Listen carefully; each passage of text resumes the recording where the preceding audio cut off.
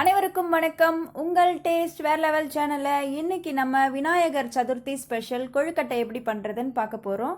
அதுக்கு முன்னாடி அனைவருக்கும் விநாயகர் சதுர்த்தி நல்வாழ்த்துக்கள். நீங்கள் நம்ம சேனலுக்கு புதுசாக இருந்தால் மறக்காமல் சப்ஸ்கிரைப் பண்ணுங்கள், பக்கத்தில் இருக்கிற பெல் ஐக்கானை கிளிக் பண்ணுங்கள்.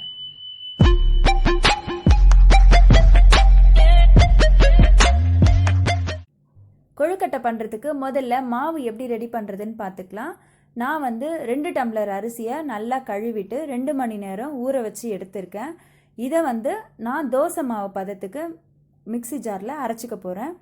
இப்போ இதை நல்லா தண்ணியாக கொஞ்சம் நல்லா தண்ணி விட்டு நல்லா மாவு அரைச்சி எடுத்துக்கணும். இது இந்த பதத்தில் இருந்ததுன்னா கரெக்டாக இருக்கும். இப்போ இதோட நம்ம உப்பு சேர்த்து இதை நல்லா கலந்து எடுத்து வச்சுக்கலாம். நான் இந்த மெத்தடில் கொழுக்கட்டை ஏன் பண்ணுறேன் அப்படின்னா, இப்படி பண்ணும்போது கொழுக்கட்டை மாவு ஆறுனதுக்கு அப்புறமும் ரொம்பவே சாஃப்டாக இருக்கும், சாப்பிட்றதுக்கு சாஃப்டாக இருக்கும். அதனால தான் இந்த மாதிரி நான் பண்ண போகிறேன். இப்போ ஒரு பேன் எடுத்து வச்சுக்கலாம். நான்ஸ்டிக் பேனில் கூட பண்ணலாம், இல்லை அடி கனமான பாத்திரத்தில் நீங்கள் பண்ணலாம். இப்போ நீங்கள் 2 ஸ்பூன் அளவுக்கு ஆயில் சேர்த்துட்டு நம்ம இப்போ அரைச்சி வச்சுருக்கிற மாவை கொஞ்சம் கொஞ்சமாக ஊற்றி நம்ம நல்லா மிக்ஸ் பண்ண போகிறோம். கை கலர முடியாது அப்படின்னு நினைக்கிறவங்க கண்டிப்பாக மாவை 2ஆக பிரிச்சுக்கோங்க. முதல்ல கொஞ்சம் மாவை இந்த மாதிரி கலந்து கரெக்டாக அது கொழுக்கட்டை மாவு பதத்துக்கு வர அளவுக்கு நீங்கள் எடுத்து வச்சுக்கலாம். இல்லை என்னால் பண்ண முடியும் அப்படின்னு நினச்சிங்கன்னா இன்னமும் கூட எக்ஸ்ட்ரா இருக்க மாவை நல்லா ஊற்றி நல்லா அது ஒட்டாத அளவுக்கு நம்மளுக்கு ரெடி ஆகிட்டு மாவு வரும்போது அதை நம்ம எடுத்து வச்சுக்கலாம். இந்த மாதிரி நம்ம கிளறிட்டே இருக்கிறப்போ ஒரு 2 ஸ்பூன் இன்னும் கூட கொஞ்சம் ஆயில் சேர்த்துக்கலாம். ஆயில் சேர்த்து நம்ம பண்ணும்போது மாவு ஒட்டாது. அது இல்லாமல் கலர் நல்லா சேஞ்ச் ஆகும். அந்த ஒயிட் கலர் நல்லா மாறி மாவு ஒரு வெந்த பதத்துக்கு நம்மளுக்கு ரெடி ஆகிடும்.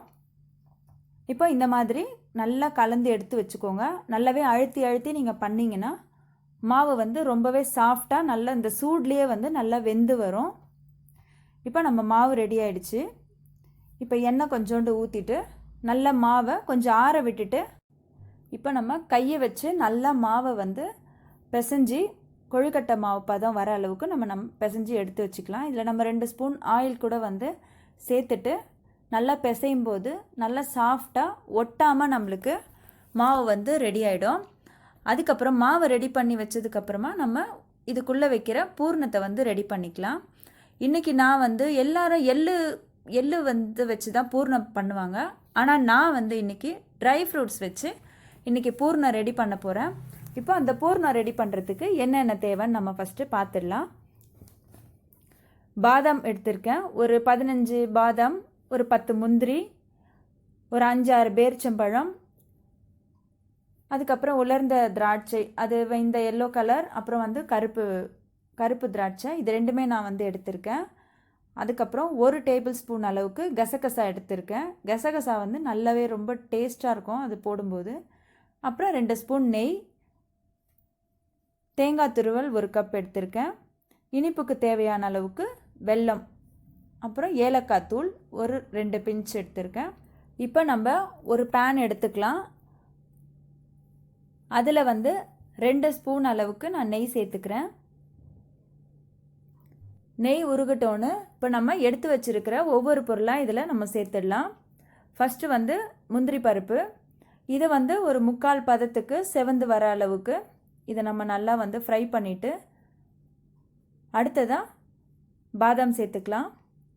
பாதாமும் கொஞ்சம் ரோஸ்ட் ஆகிற அளவுக்கு நல்லா ரோஸ்ட் பண்ணிவிட்டு எடுத்து வச்சுருக்க 2 திராட்சை, கருப்பு திராட்சை அண்ட் இன்னொரு எல்லோ கலர் திராட்சை, இது ரெண்டையுமே நம்ம உள்ளே சேர்த்துடலாம். சேர்த்துட்டு அது கொஞ்சமாக ஃப்ரை ஆகட்டோன்னு கசகசாவை நம்ம சேர்த்துக்கலாம்.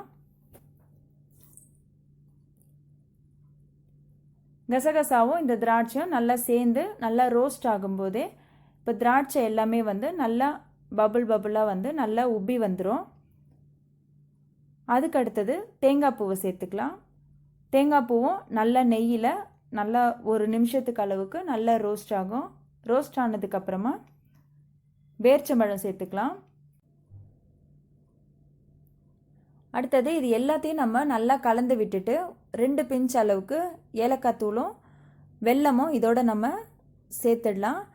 வெல்லம் வந்து சேர்த்ததுக்கப்புறமா கொஞ்சம் நல்லா வெல்லம் உருகி வந்ததுக்கப்புறம் ஒரு 2 ஸ்பூன் அளவுக்கு நெய் விட்டு நம்ம இந்த பதத்துக்கு நம்ம வந்து இதை எடுத்து வச்சுக்கலாம். இப்போ பூர்ணம் வந்து ரெடி ஆயிடுச்சு. இதை வந்து தட்டில் போட்டு நல்லா ஆற விட்டுட்டு சின்ன சின்ன உருண்டையாக நம்ம எடுத்து வச்சுக்கிட்டோம் அப்படின்னா கொழுக்கட்டை பண்ணுறதுக்கு ரொம்பவே ஈஸியாக இருக்கும். இப்போ இந்த மாதிரி உருண்டை பிடிச்சி எடுத்து வச்சுக்கோங்க. அடுத்தது நம்ம வந்து இப்போ மாவை வந்து நல்ல ஒரு கொழுக்கட்டை செய்கிற அளவுக்கு நல்ல ஒரு உருண்டையாக எடுத்துக்கலாம். எடுத்துட்டு நல்லா இந்த மாதிரி கையில் எண்ணெய் தடவிட்டு நம்ம தட்டி நல்லா மாவை விரித்து விட்டுட்டு இதை நல்லா இப்போது விசிறி ஷேப்க்கு இப்போ வந்து இதை நான் பண்ண போகிறேன்.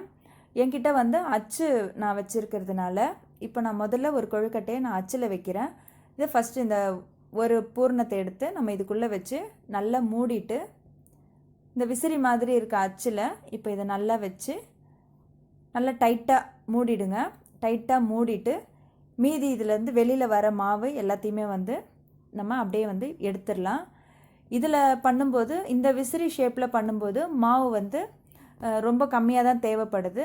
ரொம்ப சாஃப்டாகவும் இருக்கும் கொழுக்கட்டை இதில் பண்ணிங்கன்னா. அதுக்கப்புறம் உருண்டை ஷேப்லேயும் நம்ம வந்து பண்ணிக்கலாம். இப்போ இதை நல்லா வந்து இப்போ ரெடி பண்ணிவிட்டு இந்த மாதிரி எடுத்து வச்சுருங்க. அடுத்தது நான் வந்து உருண்டை ஷேப்பில் பண்ண போகிறேன்.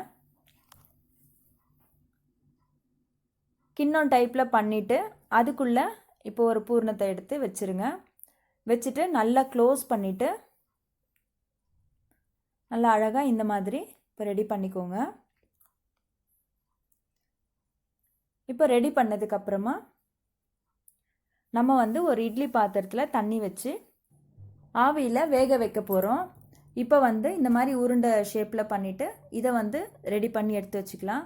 இந்த மாதிரி ஒவ்வொரு கொழுக்கட்டையாக நம்ம ரெடி பண்ணி ஃபஸ்ட்டு ஒரு ட்ரிப்புக்கு எடுத்து வச்சுக்கலாம். அடுத்தது இட்லி தட்டில் கொஞ்சமாக எண்ணெய் விட்டு நல்லா ஃபுல்லாக தடவிட்டு இப்போ தண்ணி கொதிக்க வச்சுருக்கோம். அதில் வந்து இந்த இட்லி பாத்திரத்தில் இந்த தட்டை நம்ம வச்சிடலாம். வச்சுட்டு ஒரு கொழுக்கட்டையாக அதில் எடுத்து நம்ம வச்சுட்டு 5லேருந்து ஒரு 7 நிமிஷத்துக்கு ஆவி வர அளவுக்கு இதை நம்ம வேக வச்சு எடுக்க போகிறோம். இப்போ நம்ம கொழுக்கட்டை எப்படி வெந்திருக்குன்னு பார்த்துடலாம். இதை நீங்கள் செக் பண்ணுறதுக்கு ஒரு கத்தி எடுத்து இந்த மாதிரி நம்ம விட்டு பார்த்தோம் அப்படின்னா ஒட்டாமல் வரும். இதுதான் வந்து வெந்ததுக்கான பதமாக இருக்கும். இப்போ நம்ம கொழுக்கட்டையை வெளியே எடுத்துடலாம். இப்போ நம்ம கொழுக்கட்டை நல்லாவே வெந்து ரெடி ஆகிடுச்சு.